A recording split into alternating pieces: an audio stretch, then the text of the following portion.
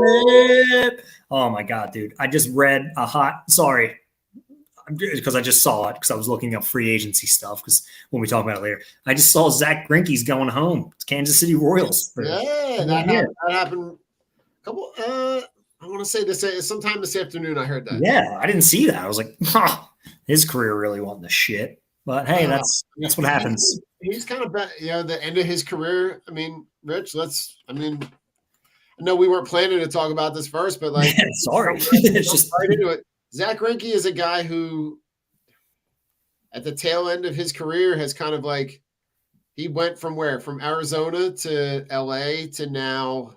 Yeah, back home. Back home. And he was a guy for a minute was dealing every time he was going out.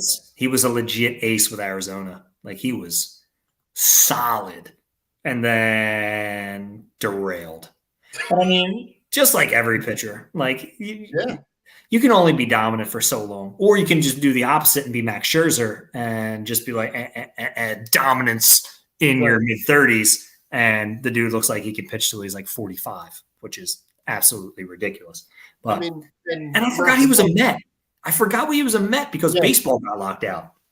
Not for nothing, but he is part of a whole crew of people headed to the Mets because the Mets are they got money to burn. Yeah, they got new ownership, and Cohen has money. The guy before them was a victim of the Ponzi scheme from Bernie Madoff and had zero cash. Everybody's like, why aren't the Mets signing anybody? Well, it's really hard when the guy lost like $250 million in Bernie Madoff's Ponzi scheme. So you're not going to really bring in free agents, and you're not getting anybody to the park.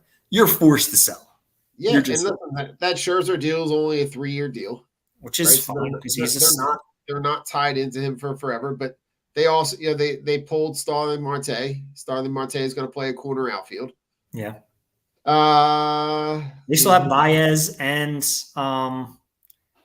whatchamacallit, right? Who's the other guy?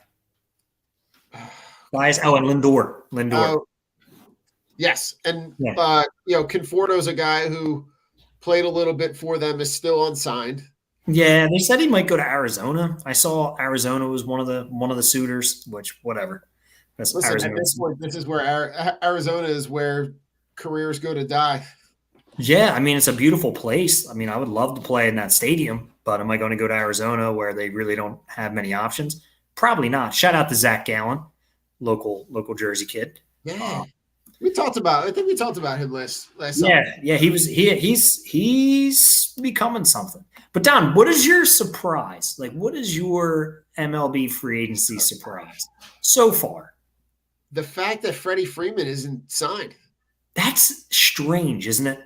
Right, like he's probably, like, when I looked at the MLB top free agency list, the fact that he and Correa.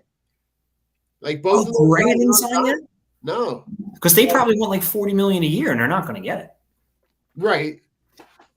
But I'm surprised that there hasn't been a team that has kind of just jumped in considering the level of talent that they have. I would have surely thought that Correa was going to go to Toronto. But Toronto's looking to trade for whatchamacallit. Didn't they just they're finalizing a deal to get Matt Chapman, one of the best third basemen in the game, which is really freaking crazy. Like, Toronto is slowly but surely building a powerhouse because they do have to keep up with Murderers Row 2.0. Right, and they did it internally. A lot of the talent that they have, they built. They got Dante Bichette's kid. They got Vlad's kid. Vlad. They got Gurriel's kid, Lourdes Gurriel Jr. He can play. I mean, I love how they've built that internally. It's been. Don't they have and they have Kevin Biggio. Oh, that's right, they do. Yeah, they got Biggio's kid. They got nothing but a bunch of ex-studs kids. Yeah. Yo, Chris, what's up, buddy? What's going on, Adam? What up? What up? How are you, brother? Like, I think the other thing, like, I was expecting the Phillies with and Adam's bringing up the Schwarber deal that happens today. I don't think they missed on Brian because Brian hasn't been playing at that level. What I think, Adam, is the Rockies are absolutely stupid because if you're going to pay somebody that type of money, I'm paying Nolan Arenado. Why am I paying Chris Bryant? Like it's a cheap, expensive, and when I'm saying cheap, I mean skill wise. It is a cheap, expensive replacement that you're bringing in Chris Bryant when you should have literally just kept Nolan Arenado. I would have kept Arenado. Chris Bryant, would I like to see him on the Phillies? Yeah, but does he move the needle? No. I mean, he can play outfield. He can play third. I mean, whatever. But it doesn't move the needle for me. I mean, he does have some versatility, and I think the biggest appeal to bring him to Philly would have been that there are so many holes defensively. Yeah. Do I think that there's a huge drop-off between him and Schwarber? It's marginal at best to me. Like Schwarber's a streaky guy. He's a guy who's going to get hot, hit 7 home runs in a 2-week period, cool off, strike out a ton. Right. I mean, you're still facing Mets pitching. You're going to see the Mets pitching. Marlins, they're not too shabby. The Nationals, I'm not really worried about the Nationals this year. But I'm still pissed off that we don't have a center fielder. I mean, we do, but we don't. Because Adubel is not only a terrible baseball player, but also a terrible human. Yeah. And his productivity last year, he was batting like 256 against righties and like 245 against lefties. So he's not even hitting right-handers. And he makes the dumbest fucking plays and mistakes in the outfield. He's a guy who's been playing baseball for so long and doesn't understand the game. Right. You can have all the talent in the world, but if you don't understand the position and it's one of the most crucial positions in the game and you constantly make bonehead plays, I don't care if you only got him for a mil 5, you're telling me you couldn't have done better. Yeah. And you're still sending the same thing to the organization and to the fans who do not support this clown. Yeah. Come on, man. Like, fuck Herrera. Like when I saw that, I was like, how do you see what you saw last year and know everything last year and then say there's not a better option? There has to be a better – there's anybody's a better option. Right. A guy who bats 270 is a better option. Right. Or a guy who has power is a better option. Or a guy who just isn't going to make a bonehead play on the base path or in the field or at bat or whenever he steps in between the lines. Like, to me, Herrera is like, not only is a horrible human, but he's a horrible baseball player. No, he's terrible. He's probably dead last in center fielders at his position. And that's not even a joke. That's not even a slight because I can't stand the fucking man. No. It's a slight because I've seen this guy play for years and years and years, and he is just abs. Give me Juan Pierre at 40. When we had Juan Pierre, give me Ben Francisco. Give me – who was the other kid we had? The small, skinny, speedy guy but couldn't hit but didn't make errors. You mean Roman Quinn? No, I don't want that bum. It was back like with the Juan Pierre days. But just like it pisses me off to no extent because I am a baseball guy through and through, and I am not excited for the Phillies. Like I was honestly hoping that they were going to be locked out because I have no optimism. I think the team is going to be ass. Or the team is going to squeak into the playoffs, and everybody's like, "Oh, the playoff team," and it's like, no, they're not good. No, and here's the only saving grace, right? The only saving grace is that one of those two guys that we just talked about, Correa or Freeman, not you would have to go into the luxury tax. You would have to go. Who cares? You would have to spend the money, but Rich, that would literally be the only thing that could potentially say that. Imagine if we got Freddie Freeman. Holy fuck. That would be insane. That would be insane, right? To put him, Schwarber, Harper, Hoskins, like you could put 4 guys in a row. JT, put them all in a row. And JT, like put 5 of those guys in a row, and you're just gonna you could mash your way to a playoff spot.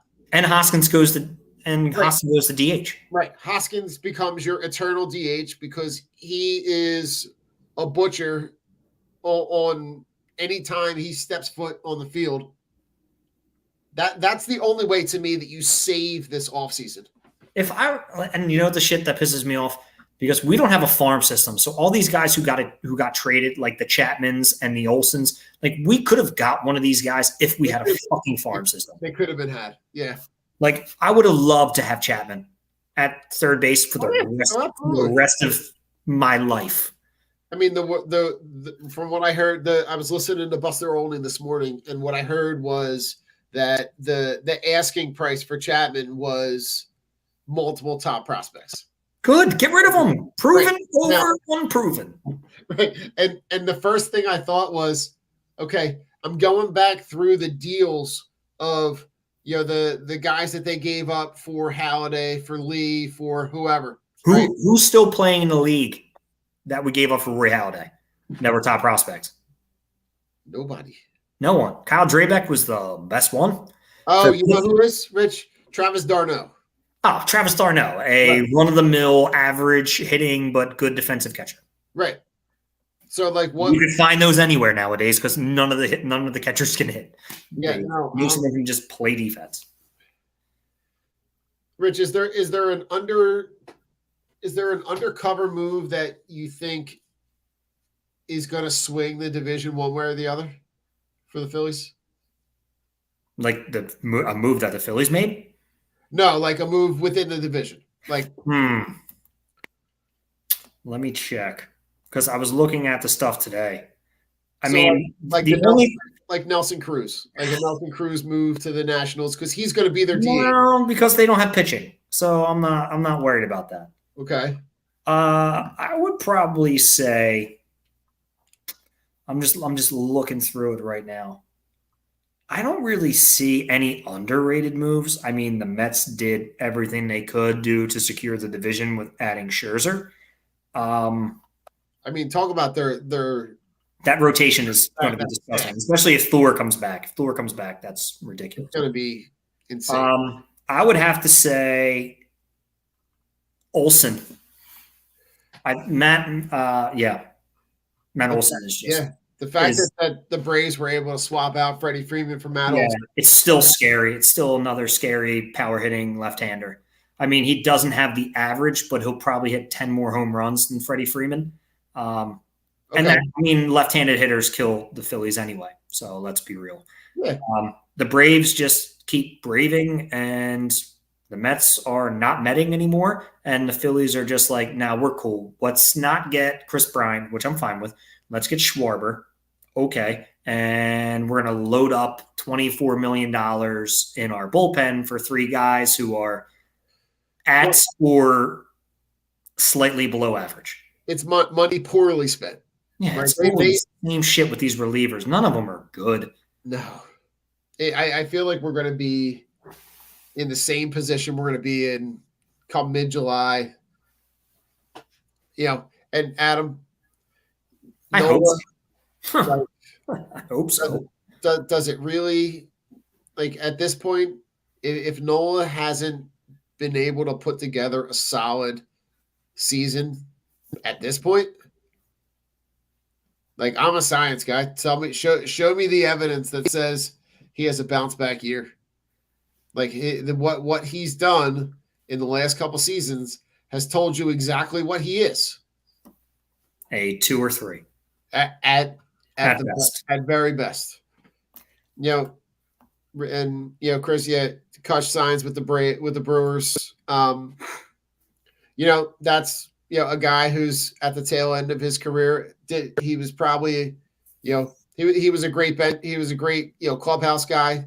I honestly don't care, but not a guy who's going to move the needle to, My man batted .222 last year in the leadoff spot and could not hit to save his life. As much as I love Lair, I just, as a person, fantastic, but I honestly didn't want him on my team when we signed him.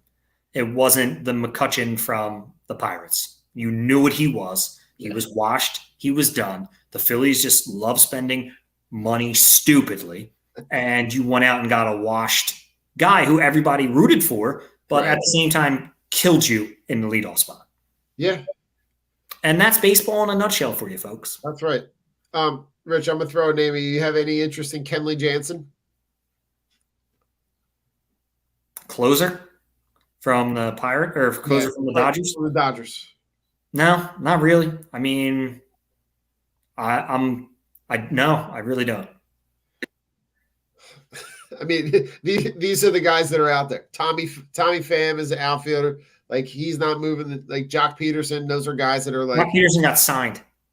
Did he get signed today? Yeah, he just got signed to.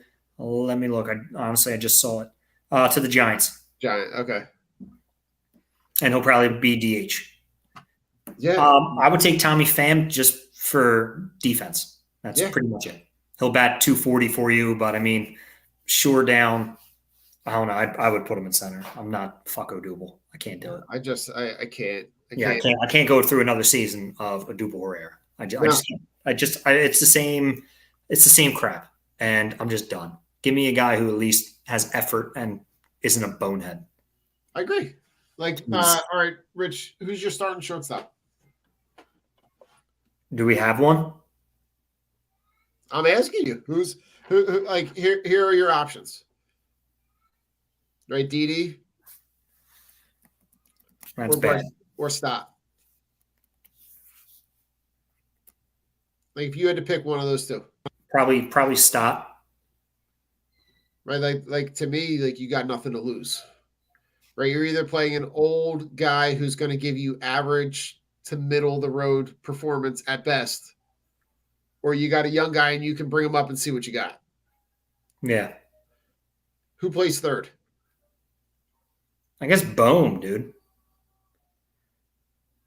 Or I'm not happy with it. No, but if Stott plays short, does Didi play third?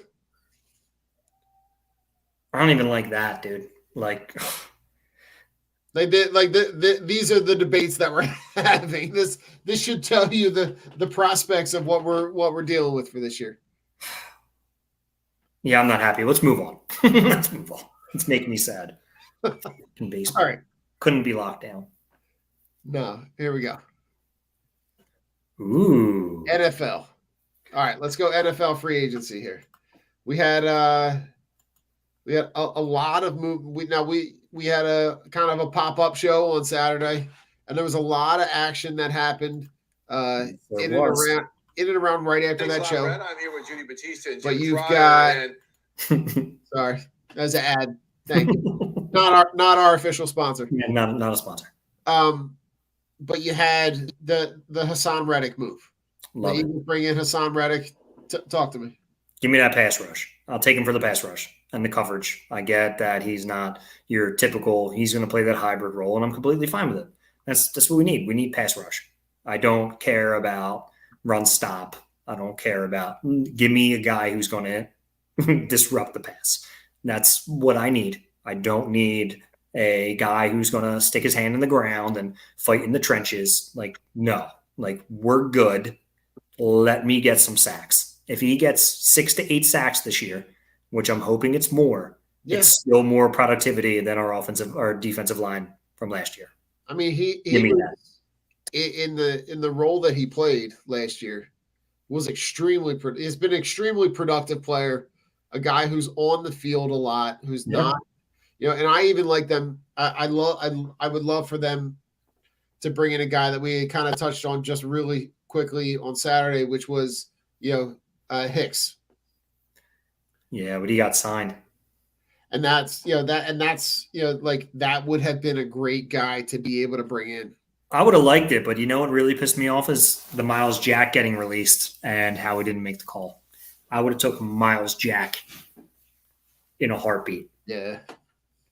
Miles Jack is a monster, and he literally, his contract is 2-year, $16 million. Nothing. I would have gave him 2 for 20. Like, why not? That is a position that you need. He's young. He's versatile. He's quick. Miles Jack, when I saw that name, I'm like, please, Howie, go get him. But he didn't. And that's where we're at. But how about this shocking news? The Von Miller. Here we go. 6 years, 120 million. How crazy is that? It's actually 3. It actually comes out to be 3 for 58. But 3 for 58. Yeah. For a part-time pass rusher. Yeah. I mean, but listen, in that part-time is insanely productive and is just a game wrecker on the field. I can't pay him that though, Don. No. Obviously, the Bills are in win now. Everybody's bolstering their defense, but I can't do that. I just can't. And then you're looking. Go ahead. No, like in that conference, like I think now we're talking about the AFC and the NFC is now the varsity and the JV. Like there is a very clear delineation between the talent that is kind of top loaded in the AFC versus what's in the NFC. Yeah. Like when you can make an argument that Kirk Cousins is maybe in the top 5 in the NFC quarterbacks, that's bad. That's a problem. When there's a division in the AFC where there are clearly 4 guys that are light years ahead of the number 2 guy in the AFC. NFC. Yeah. And all the AFC teams, especially if you look at the AFC West, I mean, you just had Chandler Jones sign with the Raiders today because they need to do something to slow some guys down. Right. You look at all the signings, the defensive side, the trade with Khalil Mack, J.C. Jackson going to Los Angeles. I keep wanting to say San Diego, going to the Chargers. Then you look at Julio getting released from the Titans. That's because he's washed. Everybody knows that. And then the Bills, they're trying to make their splash. They signed O.J. Howard. They got Von Miller now. So they got their backup tight end. They were going to sign J.D. McKissick, but J.D. McKissick goes, no, I'm going to stay, and stays with Washington, which makes absolutely no sense. I would have went to a team that actually makes the playoffs, but J.D. McKissick, I guess, is allergic to winning. Baker Mayfield wants to explore options. Who's lining up for Baker Mayfield? All because they made some calls for Sean Watson. Yeah. Hooper's getting released. I mean, it's just pretty much. Do you have any interest in Julio Jones, or is Julio Jones just washed? 1 year, $3 million? Yes. I'm not paying him if I'm a GM, I'm not paying him more than $3 million because 1, he's not going to be on the field half the time. Right. And 2, what's the point of signing a guy who for the past 2 years couldn't get it done? I think everybody was, doing their due diligence when they were trading or cutting, saying, Julio, you're not it no more. Yeah, I think a lot of what is getting people enamored is the idea of what Julio Jones used to be. Yeah. And not what he is now. Like, don't watch the highlight tapes from 5 years ago. Yeah, watch him trying to run around last year. Labor on grass. Absolutely. Rich, and I know we touched a little bit of this on Saturday. Allen Robinson. No. Look at what Christian Kirk just got paid. Like the market for wide receivers right now is going to be astronomical. You're going to have to wait about 6-7 days or after the draft. I don't see Juju getting signed anytime soon. I don't see Allen Robinson getting signed because they're all looking at Christian Kirk's contract going, well, we should be getting more than that. Right. And I listened to the Fantasy Footballers podcast. Shout out to them for all my fantasy football news. They're fantastic. They were saying, well, Jacksonville had to pay the trash tax. You're a bad organization. You overpay for players to get them to come to you. So now you have that influx of realistic numbers versus unrealistic. Christian Kirk is a guy who's getting paid a lot of money who's never had 1,000 yards. Then you have Allen Robinson, who could be washed, going to want to demand $15 million. Right. Not something I'm honestly going to pay for that gentleman. And then you have Juju Smith-Schuster, who I love in the slot, but is a line of scrimmage guy and didn't look too great before his injury last year. Am I going to sign him for more than $6-7 million? Probably not, because it's Juju Smith-Schuster, and he hasn't done enough in the past 2 years to show me that he's deserving of a big money contract. Yeah, the Christian Kirk signing, the 4 years, $72 million, It just fucked everything up. Right. That's It pretty fucks much everything else for everybody. So then it literally puts the brakes on any other deal because the dust has to settle for Yeah. long enough for people to realize that that's not realistic. No. The deals that Jacksonville is handing out, like the money is going out of style because they got money to spend. Like, and let's be real, their pass catching options are pretty terrible. So Right. Christian Kirk is an upgrade.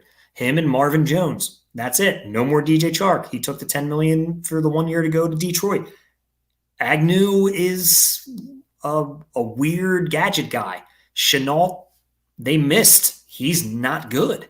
So let's be real. They needed a wide receiver. They know that they can't draft a wide receiver, number one.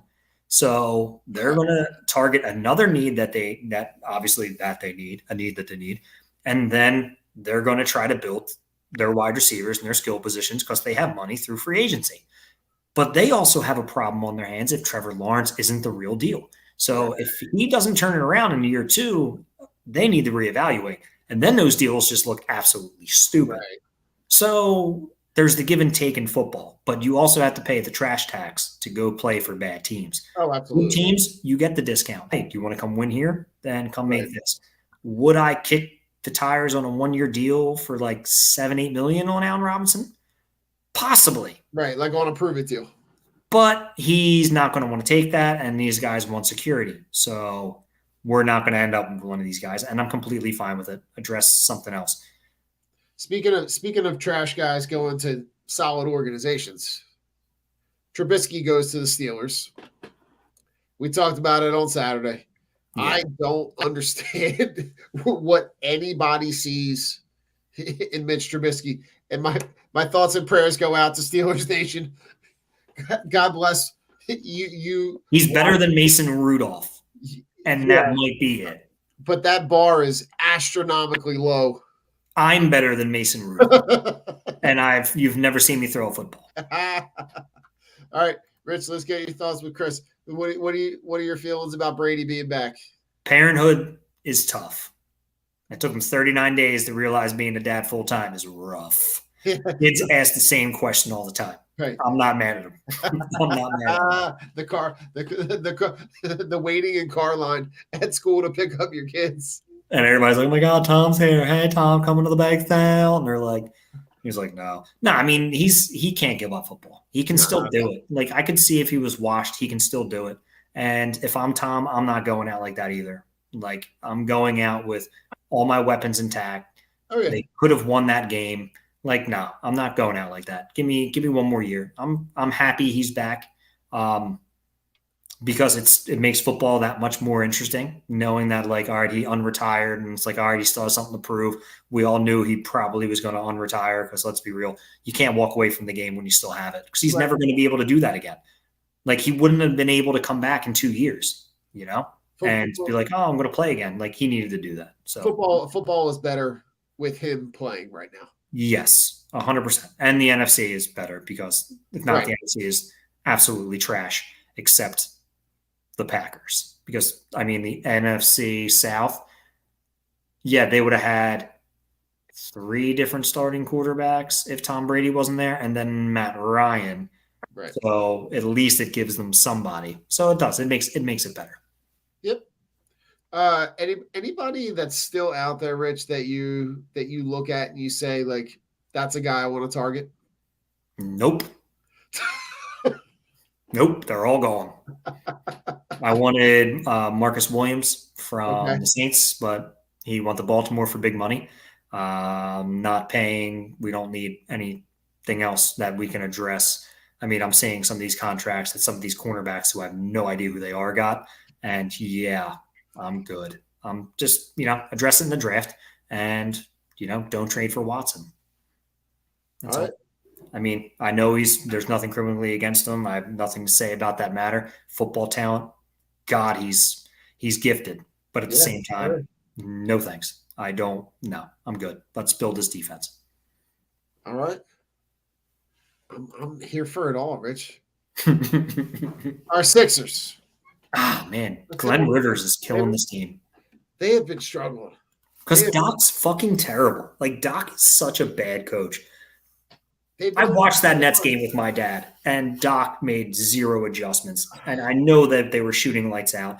I don't think they're going to shoot 65% again, but holy fuck. Like, everything they shot won in. And we came out super flat, looked terrible. yeah. James Harden missing 10 shots or 9 shots in the first. That's going to kill you. But Glenn Rivers needs to go. Like, I'm not even joking at this point. He is a fucking terrible coach. His Yeah. lineups, his adjustments, his bench, like they're fucking not motivated. Like they look terrible. Rich, the most alarming thing to me was the fact that over the weekend he makes the statement that they're at some point 11 players deep. And I'm looking in my mind and going, what where do you see 11 guys that can be I see productive? 4, Don. I see 4. Right? Like 11? Shake is terrible. Putting Shake in that game was the biggest mistake. The first guy off the bench, I see Shake Milton. yeah, I'm like, this dude fucking sucks. And what do you do? Turn the ball over, yeah. missing jump shots. Just Yeah, listen. bring me to the playoffs. Just bring me to the playoffs. Yeah, yeah, and listen, the game you thought they were going to after the massacre on the 10th against Brooklyn. You think that they get the get right game against Orlando. Nope. And I think they kind of sleptwalk through that game thinking that they were going to be able to, just blow them out early, get a bunch of dudes rest, and let Yeah, the that didn't happen. let the Blue Coats play the third and fourth quarter, and it ends up going into overtime, which I think then cost them the game last night with Denver. Yeah. Like the game on Monday night when they play Denver, like they're up at one point, they're up by 18. Yeah, I don't. And then Glenn Rivers does Glenn Rivers shit. Like, it's so fucking frustrating, Dom. Like, I get it. But you're up 18. And you keep this shit lineup out. It makes me laugh. It just makes me laugh. I don't need to see Furkan. I don't need to see Shake. I don't need to see Niang out there for longer than they have to. No. Like, I'm over this. I'm over watching bad basketball players come off our bench. Like the only guys that should be coming off the bench at this point should be Danny Green, Niang, and on Deion. Danny Green's been fucking terrible. Yeah, like but here's the thing, Rich. Good So God. the other night when you see that Embiid is struggling, Harden has to be the guy. But Harden was Jon Snow in the middle of the winter. I know. He couldn't shoot and get into any kind of rhythm. I have faith that they're going to figure it out. It's just right now it's just frustrating because that Nets loss was so debilitating. And it's just like we need this spark to come back to the Sixers team. And how do you get it? Yeah. Like, how do you find that spark? Which I think they're going to be fine. I think the playoffs will be okay. But we can't keep making the same mistakes, Glenn. Like, figure it the fuck out because you're killing us. Yeah, I think the sooner that they figure out what that playoff momentum is and figure out what that rotation is going to look like, and then just say, fuck it. We are going to maximize our experience with this playoff rotation and just stick with it and go with it and say, sorry, Blue Coats, but you're going to have to wait until the offseason to get some playing experience. Like, yeah, they don't need it right now. They don't need it right now. They don't need to see numbers 9, 10, 11, 12. Yeah. Anybody. They don't need to see those guys. Those guys don't need minutes unless the game is a blowout. Yeah. And I don't know. It's so frustrating to see. I thought tonight that they would have rested Embiid or Harden. I thought they were going to rest them against Orlando. They haven't. But I think that they see the value in getting the continuity, but you also have to weigh you want Embiid to be fresh when the playoffs roll around. So at some point, you got to work in some of those off days to be able to maximize. Like I'm looking at games where they play like a Monday, Wednesday, Friday, Sunday. Like one of those games. Yeah.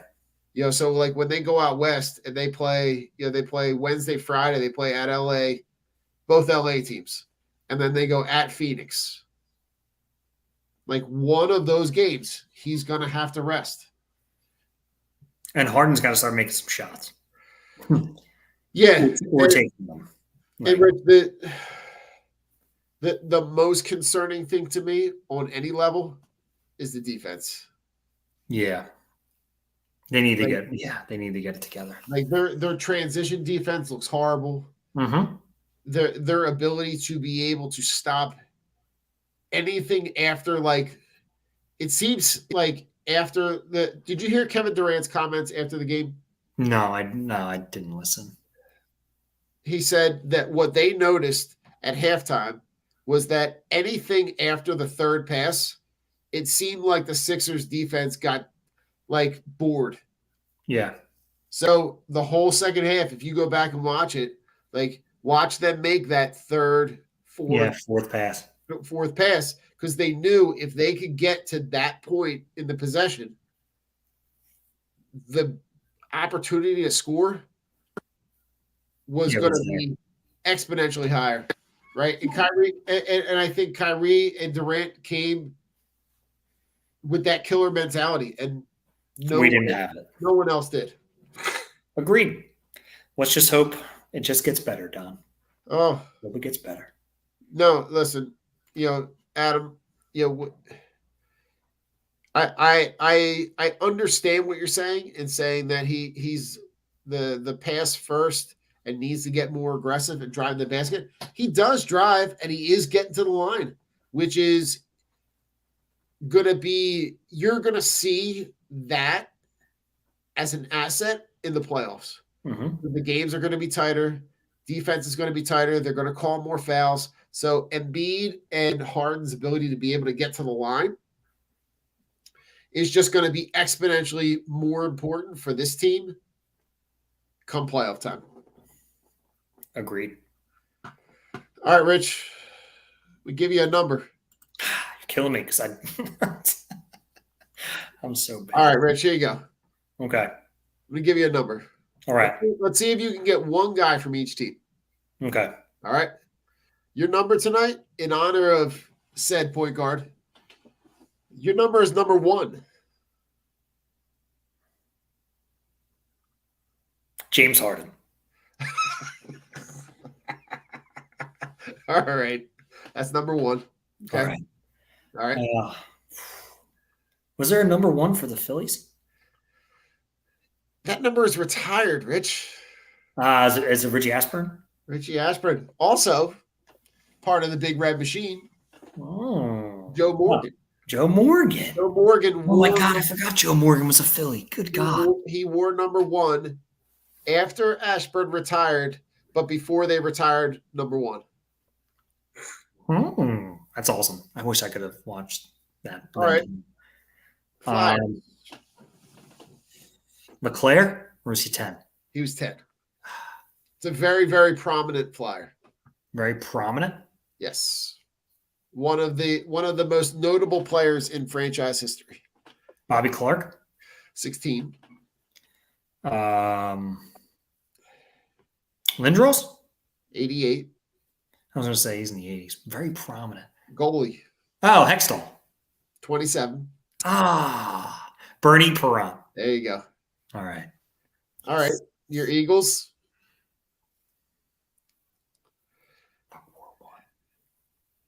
Jaworski. 7. Looked like a 1 to me. Close enough, right? Wasn't Randall. No. There was a 2 punters and a kicker. Oh, Jesus Christ. And your current quarterback, Rich. Jalen Hurts wears 1? Yeah. Oh, I thought he was 2. Yeah, that's right. He wore 2. He switched. Dude. I'm telling you, I don't pay attention to numbers. No, all right. So your other number 1s are barefooted kicker Tony Franklin. Oh, Tony Franklin. Remember him. And your 1-bar punter, Gary Anderson. Gary Anderson, one of the all-time greats. One of the Now, all-time greats. Rich, I will tell you, the laundry list of Sixers that were number one, just between 1998 and this year, we've got 1, 2, 3, 4, 5, 6, 7, 8, 9, 10, 11, 13 guys. Jesus Christ. Yes. 13 guys. Yeah. You gave me James Harden. Just to throw some other guys on the list. TJ McConnell at one point wore number one. Okay. Mike Scott. Oh, yeah. Michael Carter Williams. I was going to say MCW, but I didn't. The processor himself, Nick Young. Nick Young. Samuel Dalembert. I knew Dalembert wore one. That fucker. And Tim Thomas. Tim Thomas. Yeah. Okay. Just some other famous number ones, Rich. I like it, Don. I like it.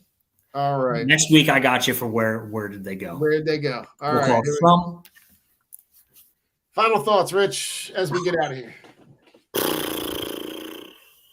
I wish baseball was in lockout. Like, I really do. Just not excited for the Phillies. I'm just not. It's the same thing every year with the organization. Selling you a bag of shit painted gold and fall in love with it. I'm going to watch the Phillies for Bryce Harper solely, and that's pretty much it. Because I can't wait. I can't wait to see the rotation past Wheeler. Yeah. Yay. Put your sunglasses on. Crack your beer. Yeah, it's going to be fucking so bad. It's going to be so bad. Oh, Rich, final thoughts for me. This time of year is probably the best sports time. It is. Ooh, March Madness. So good. March Madness is going to start tomorrow. You're going to have your screen split, 4 different ways. You got 4 games on at one time. You got basketball on, hockey's on, March Madness is on.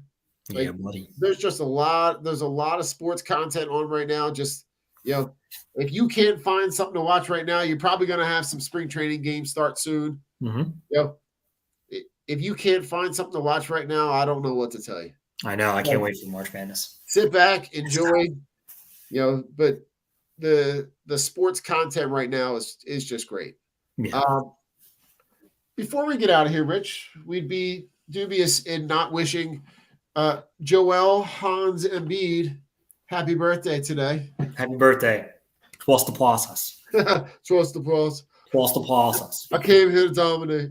I'm just trying to be dominant. I'm just trying to be I'll just trust the process. Oh my God. Love him. Well, Rich, also, speaking of March Madness, our Belly Up Bracket Madness matchup voting is tomorrow. We are up tomorrow. We are going up against the Scoreboard Addicts. Shout out to the dudes that Fired Up who won their matchup yesterday. They're nice. To the second round. So you're going to be seeing a whole lot of. We got 24 hours to vote. It's either going to be at 12 or at 3, one of those 2 matchups. But you got 24 hours. Share it out. There's going to be a prize. We don't know what that prize is, but there's going to be a prize for whoever wins the whole thing. Nice. So, if you see that, scroll across your timeline, just click on that Drunk on Broad stuff and on your boys. Keep it moving. We're counting on you, Russia and Australia, and Papua New Guinea. Papua New Guinea. We're counting on you guys. Your votes count too. Your votes count, Papua New Guinea. Listen, get all your content in where you're going to find us on all your Tiki Live. On Tiki Live on Thursday at noon, on Saturday at noon. You got Apple, Spotify, Spreaker, wherever you get your podcast stuff from. Go check out all of our stuff, man. We really appreciate everybody checking in, Chris and Adam, and just appreciate everybody who's listening in. And have a great week. Enjoy your sports, and peace out, Cub Scouts. Later, guys.